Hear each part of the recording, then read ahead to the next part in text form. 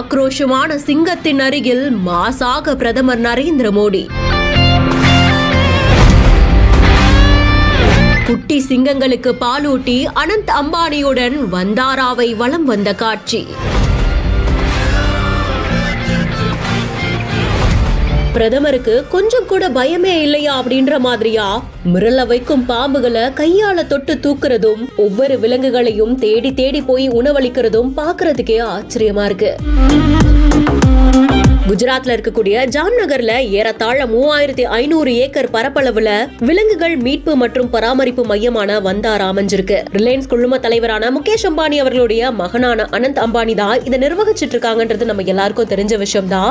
இந்த வந்தாராவை தான் பிரதமர் நரேந்திர மோடி அவர்கள் திறந்து வைக்கிறதுக்காக வந்திருந்திருக்காங்க. அங்க இருக்கக்கூடிய வன விலங்குகளை பார்வையிட்டு பறவைகளுக்கும் மீன்களுக்கும் வன விலங்குகளுக்கும் உணவளிக்கக்கூடிய காட்சி தான் இந்த வீடியோல பதிவாகி இருக்கு. பாதுகாப்பற்ற சூழ்நிலையிலிருந்து மீட்கப்பட்ட ஏராளமான உயிரினங்கள் இங்க பராமரிக்கப்பட்டு இருக்கு. ஆசிட் அட்டாக்கால பாதிக்கப்பட்ட ஒரு யானைக்கு தனியான ஒரு இடத்துல சிறப்பு ட்ரீட்மெண்ட் கொடுக்கறதையும் கண்ணாடியில வன விலங்குகள் பராமரிக்கப்படுறதையும் பார்க்க முடியுது.